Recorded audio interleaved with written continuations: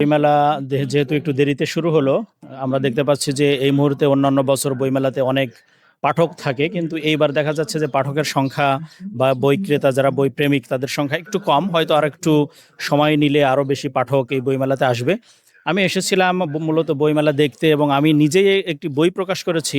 বইটির নাম হচ্ছে আধুনিক বাংলাদেশ, উন্নয়ন, সম্ভাবনা ও ভবিষ্যতের রূপরেখা। এই বইটি এইবার বইমেলায় নতুন আসছে। আমি চেষ্টা করেছি যারা যুব সমাজ রয়েছে, তরুণ যারা রয়েছে, তারা যেন বইমুখী হয় এবং তাদের চিন্তা শক্তির যেন বিকাশ ঘটে। সাধারণত আমরা এখন দেখি যে যারা তরুণ এবং যারা তার থেকে একটু কম বয়স, 13-14 বছর, তারা মোবাইল ফোন এবং বিভিন্ন সোশ্যাল সাইটে অ্যাডিক্টেড। তা আমি এমন একটি বই নিয়ে এসেছি যারা 15 থেকে 16 বছর থেকে শুরু করে এবং বয়সর্ধ সবাই বইটি যদি পড়ে তাহলে তাদের চিন্তার একটা নতুন বাংলাদেশ গড়ার একটা স্বপ্ন জাগ্রত হবে। এই বইটা চারু সাহিত্যাঙ্গন প্রকাশনী থেকে প্রকাশিত হয়েছে এবং এবারের বইমেলায় নতুন এই বইটি প্রকাশ পেল। বইটি আমি অলরেডি কিছু আমার যারা সিনিয়র নেতৃবৃন্দ এবং যারা আমি একজন অ্যাডভোকেট, সিনিয়র অ্যাডভোকেট যারা রয়েছেন তাদের হাতে তুলে দিয়েছি। আজকে এটির আনুষ্ঠানিকভাবে আজকের এটি মোড়ক উন্মোচন হবে এবং সেখানে আমার শুভাকাঙ্ক্ষী যারা আছে তারা উপস্থিত থাকবে। আমরা কি আপনার ওই স্টলটা একটু যেতে পারি?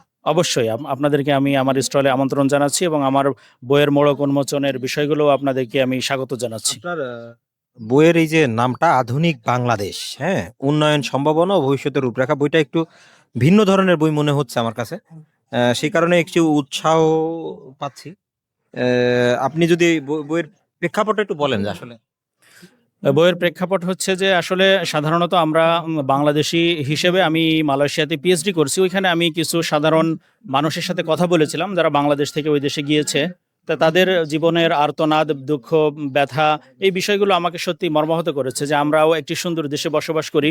আমরা যদি একটু চিন্তাশীল হই, আমাদের বাংলাদেশের যে অর্থনীতি সেটাকে যদি আমরা সঠিক উপায়ে, সঠিক নেতৃত্বের মাধ্যমে সঠিকভাবে যদি ইউটিলাইজ করি, তাহলে আমাদের আসলে এই যে মধ্যপ্রাচ্যের যে দেশগুলো রয়েছে, সাধারণত সামান্য কিছু আর্নিংয়ের জন্য আমাদের দেশের শ্রমিক যারা, তাদের ওই সমস্ত দেশে যেতে হবে না, এবং আমরাই সত্যিকার অর্থে একটি আধুনিক অর্থনীতি এবং একটি আধুনিক রাষ্ট্রের একটি বাংলাদেশ আমরা সবাই সম্মিলিতভাবে গড়ে তুলতে সক্ষম হব।